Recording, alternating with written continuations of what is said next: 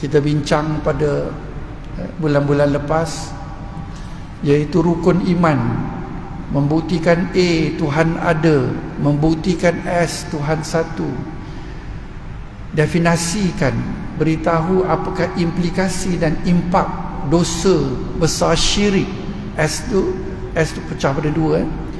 Kemudian A, Al-Quran benar wahyu Tuhan. A juga Al-Quran terpelihara, tidak akan berubah. Pada asalnya dalam bahasa Arab, itulah daripada situlah originalnya. Kalau kita nak mengubah nak menterjemahkan apakah yang dikatakan oleh Allah sebagai hukum, hakam, panduan, jalan, SOP, manual, garis panduan hidup kita, agar kita tidak tersadung jatuh, tersesat melarat, yang akhirnya tak dapat kita nak masuk ke syurga Allah. Yang R pula, adanya Rasul, buktikan bahawa Muhammad itu benar wahyu Tuhan, messenger ataupun Rasul atau Nabi, pembawa utusan direct daripada Tuhan melalui malaikat Jibril, dan seterusnya. Apakah tujuan itu? Semua adalah untuk balik kepada akhirat, adanya syurga Allah di sana, insya-Allah. Jadi P, siapakah pemilik syurga? Dia akan kata Tuhan yang ada, Tuhan yang satu, Tuhan yang tak boleh disyirikkan, Tuhan yang bawa Al-Quran, yang bagi kita turunkan Al-Quran sebagai panduan, yang dibawa oleh Muhammad sallallahu alaihi wasallam. Itulah cara kita sembahyang, itulah cara kita hidup, itulah cara nak masuk tandas, apa doa dia, bagaimana kita begitu begini dan sebagainya, dan seterusnya, yang akan bawa kita ke syurga. Dialah pemilik syurga itu. Dan K, kita mengajak dia, jom dapatkan kunci syurga, iaitu ikut syahadah, asyhadu an la ilaha illallah wa asyhadu anna Muhammadar Rasulullah, dengan terjemahan yang dia faham. Jadi kami Hidayah Center Foundation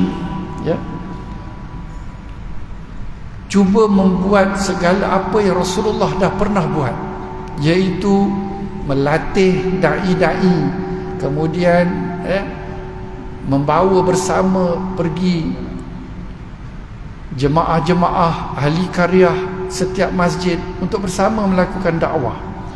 Kemudian bila dah dakwah masuk Islam, kita sama-sama santuni mereka, saudara baru.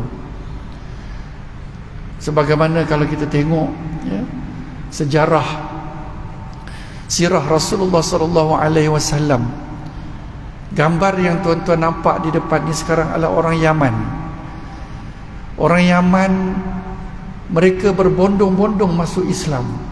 Sewaktu Rasulullah sallallahu alaihi wasallam memberi amanat, tanggungjawab kepada Sayyidina Ali Abu Talib untuk pergi ke Yaman dan menceritakan siapakah Allah, siapakah Rasulullah, dan ajak mereka bersyahadah pada bulan Ramadan. Kita baru melepasi bulan Ramadan. Tajuk kita pun hari ini adalah Al-Quran jangan dipisahkan, dan dakwah perlu dilakukan. Dakwah ataupun Al-Quran dan dakwah kepada non-Muslim dipisah jangan. Itu tajuk kita pada hari ini, insya-Allah. Tuan-tuan yang dimuliakan oleh Allah Subhanahu wa taala, betapa Allah memberi kita setiap satu bulan daripada 12 bulan, pada bulan Ramadan dijuntainya tali. Kalau saya sebut tu seolah-olah kita ni kalau adalah di atas tu, di atas tu ada lubang, seolah-olah Allah turunkan tali. Tali itu adalah Al-Quran. Satu bulan daripada 12 bulan. Sebab 11 bulan kita telah pun lara, kita pun telah pun melakukan maksiat dan macam-macam. Jadi Allah turunkan Al-Quran. Dengan Al-Quran itu, satu bulan dibaca oleh Nabi Muhammad sallallahu alaihi wasallam, sahabat-sahabat, dalam bahasa Arab yang dia faham. yang dia faham. Ibrah dia, iktibar dia ataupun muhasabah dia bagi kita adalah membaca Al-Quran pada 1 bulan setelah 11 bulan kita lara, agar kembali mengetahui balik, menghayati balik panduan isi kandungan Al-Quran yang kita faham, yang akan membawa kita ke jalan yang lurus semula. Itulah penghayatan Ramadan membawa Al-Quran. Sebagaimana Allah sebut dalam surah Al-Baqarah, bahawa diturunkan Al-Quran itu pada bulan Ramadan. Nuzul Quran pada bulan Ramadan. Jadi kebesaran Ramadan selain daripada puasa, dia ada 2 benda yang paling besar. Yang pertama adalah Al-Quran.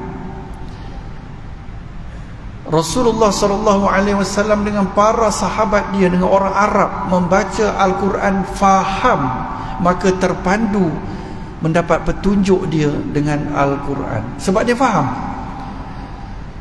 Jadi moral of the story ataupun muhasabah bagi kita, sepatutnya pada setiap kali Ramadan kita membaca Al-Quran bagi faham, agar 11 bulan yang ke depan, iaitu bermula Syawal, iaitu hari ini, kita akan ikuti panduan yang dibagi oleh Allah Subhanahu Wa Taala, yang dijuntainya tali ke dalam lurah dunia yang durjana ini yang saya sebut begitulah, agar kita berpaut pada tali Al-Quran. Itulah dia penghayatan Ramadan yang kita telah lalu baru-baru ini. Dan bagi manusia, mereka orang-orang Islam ataupun mungkin bukan Islam, kalau mereka dah baca terjemahan Al-Quran itu mengikut kefahaman bahasa mereka atau kita, sudah pasti akan faham bahawa dakwah kepada non-Muslim adalah kewajipan bagi setiap daripada kita untuk capaian kita sendiri. Sebab saya tak kenal tuan-tuan punya capaian non-Muslim. Tuan-tuan juga tak kenal siapakah capaian orang-orang di sekeliling saya non-Muslim. Tuan-tuan tidak dipertanggungjawabkan apa yang saya ada di keliling saya. Tapi tuan-tuan, saya bertanggungjawab dakwah sebagaimana Allah sebut banyak dalam Al-Quran. Bismillahirrahmanirrahim. Wal 'asr innal insana lafi khusr illa alladhina amanu wa 'amilus solihati wa tawassaw bil haqq wa tawassaw bis sabr. Yang hak itu berpesan-pesan, baligh anni walau ayah. Rasulullah suruh, ud'u ila sabili rabbika bil hikmah, seru ke jalan Tuhanmu yang ini Islam dengan hikmah. Banyak ayat-ayatnya. Wa man ahsanu qawlan mimman da'a ila Allah wa 'amila salihan wa qala innani minal muslimin. Disuruh oleh Allah untuk kita bercerita tentang Islam kepada capaian kita masing-masing. Selain daripada akhlak yang kita tunjuk, Ramadan yang kita telah lalui, satunya diberinya Al-Quran untuk kita faham dan kita aplikasikan. Yang kedua adalah menahan diri daripada 7 anggota tasawuf, untuk mendisiplinkan mata daripada melakukan perkara yang lucah dan sebagainya. Malah mahu melihat, mestilah diubah kepada melihat Al-Quran dan membaca Al-Quran dengan lidah. Anggota tasawuf yang kedua. Yang ketiga iaitu telinga, mendisiplinkan dalam Ramadan agar kita sentiasa mendengar bacaan Al-Quran, terjemahan Al-Quran, tadabbur Al-Quran, nasihat-nasihat penting. Tidak mendengar perkara-perkara lara, muzik dan sebagainya.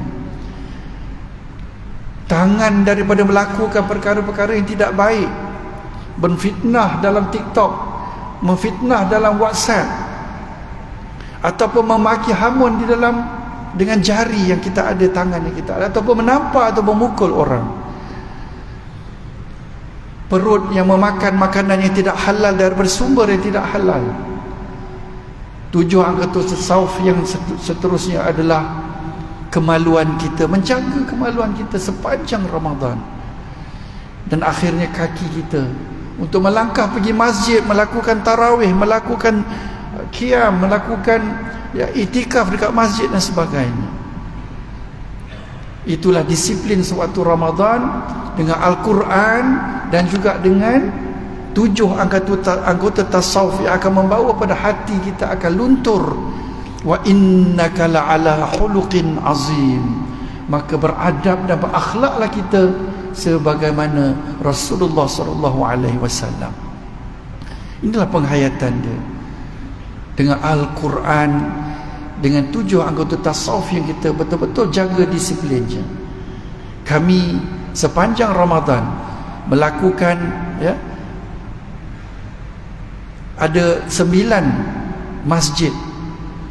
Kita buat start pukul 5.30, bawa orang-orang non-muslim masuk ke masjid, tunjukkan apa yang ada. Kami pergi ke masjid di Raja Bukit Jelutong, Masjid Sultan, Sultan Selangor.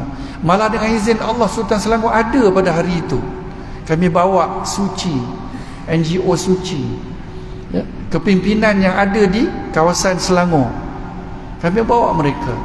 Kami juga datang pergi ke Masjid Al-Hidayah Taman Melawati, buat open macam tu juga. Panggil mereka 5.30 datang ke masjid, tengok apa yang ada, dia tanyalah apa yang dia nak tahu pasal struktur dan fungsi masjid.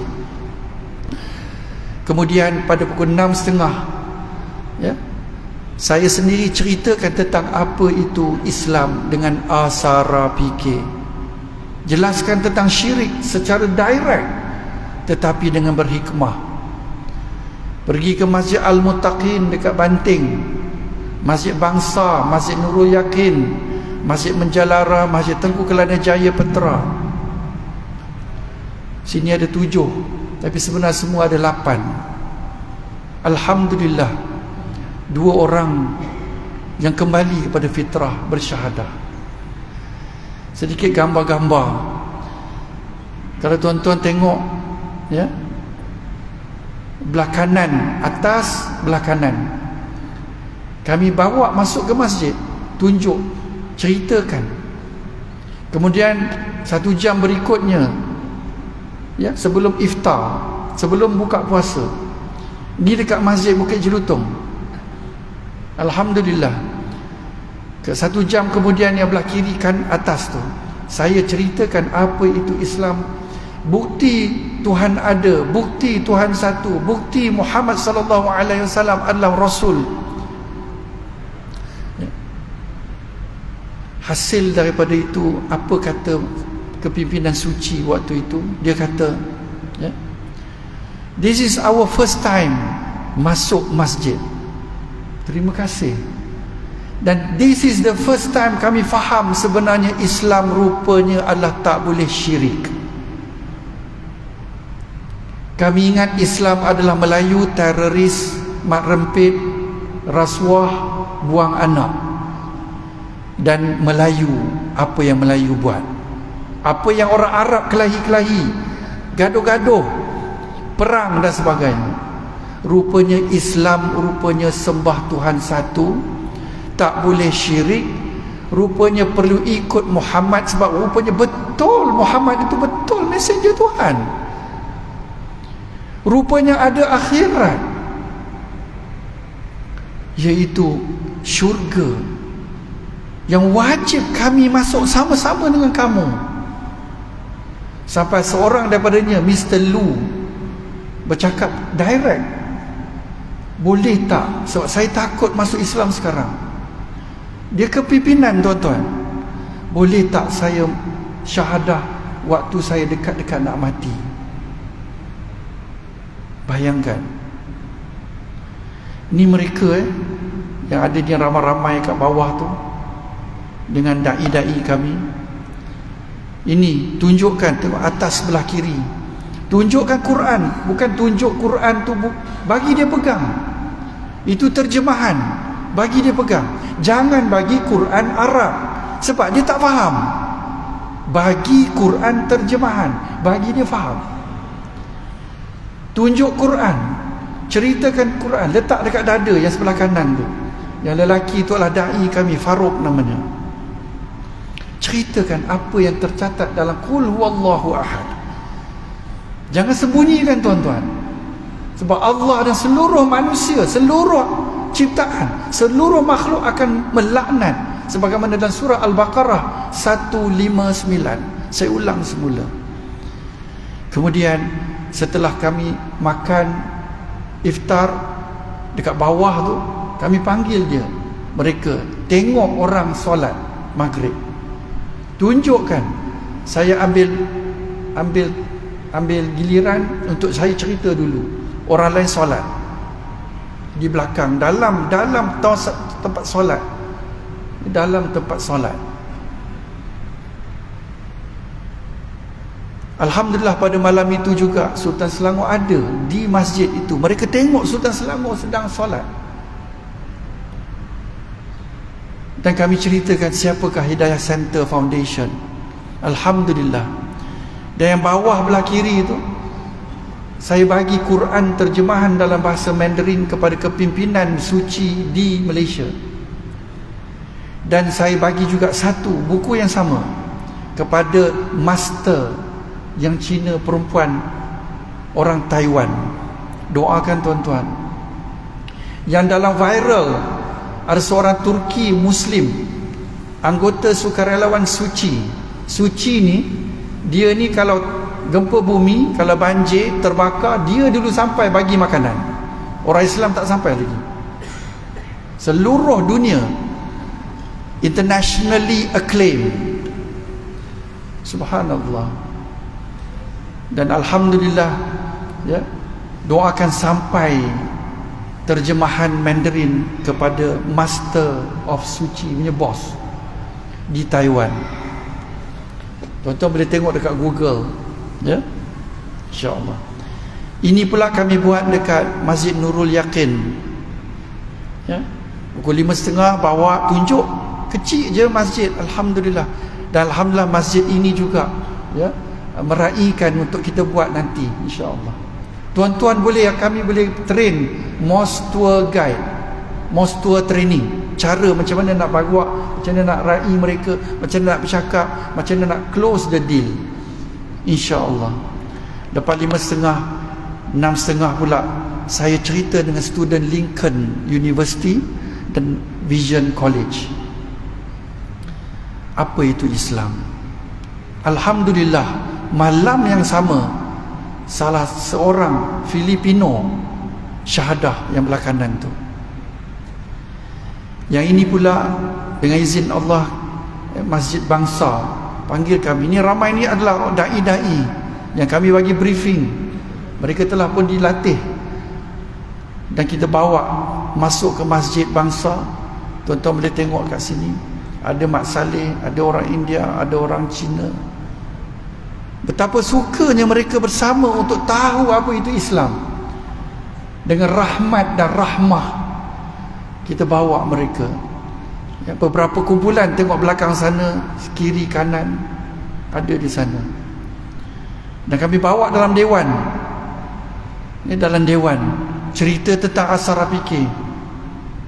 Cerita apa sebenarnya Islam? Islam adalah rukun iman dan buktikan. Itu saja.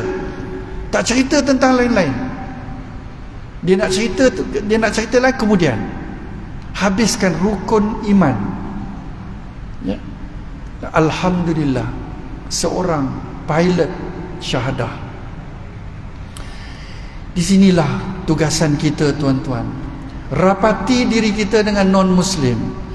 Sebab itulah yang Rasulullah SAW buat.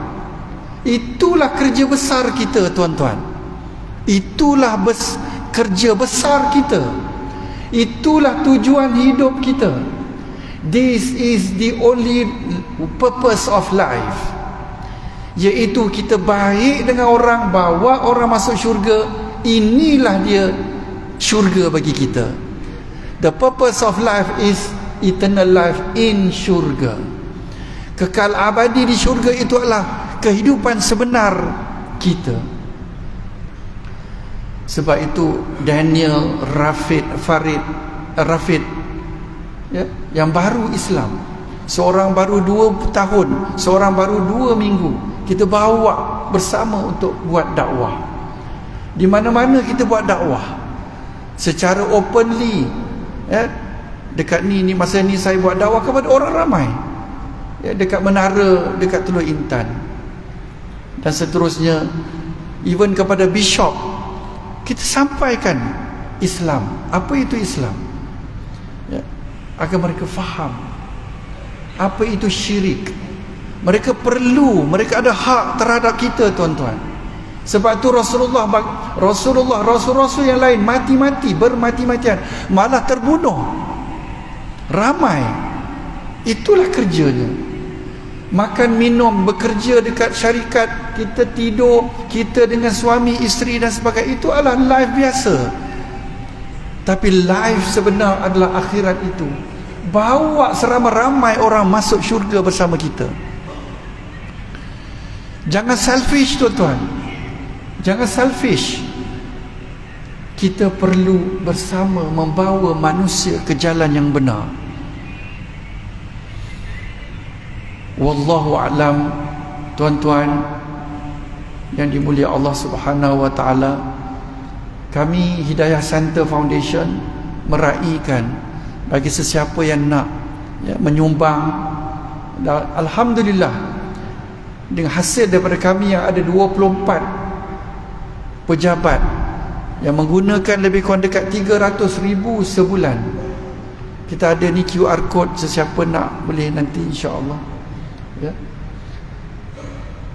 Kami ada 65 pusat operasi, ada dekat 100 orang dai yang berbayar, yang dengan izin Allah 937 orang yang telah bersyahadah pada tahun lepas.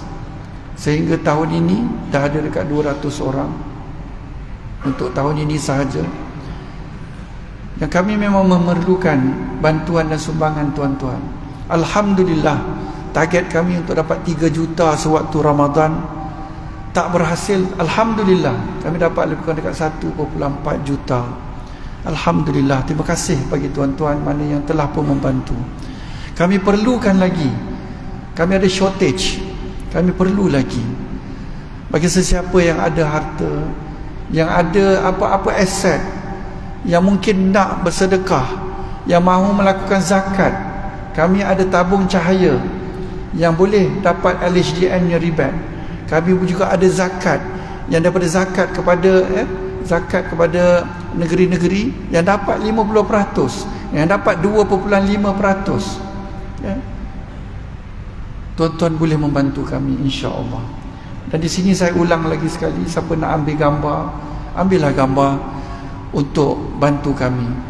Akhir kata, untuk ingat Hidayah Center Foundation untuk terus menyumbang, type www.dahsedekah.com yang bawah tu untuk one off, dahsedekah.com atau jomansar.com, itu bulanan. Tuan-tuan ya, secara tak malu saya katakan kami melakukan kerja yang sangat besar. Kami perlukan bantuan tuan-tuan. Jadi sukarelawan ataupun bantu kami dengan dana. Jom Ansar, rapat jomansar.com. Tekan je link tu nanti, insya-Allah akan masuk ke dia punya inilah, insya-Allah portal dia. Jadi saya mengucapkan jazakumullah khairan katsira pada tuan-tuan dan kepada pihak masjid. Wallahu a'lam. Wabillahi taufiq wal hidayah. Wassalamualaikum warahmatullahi wabarakatuh.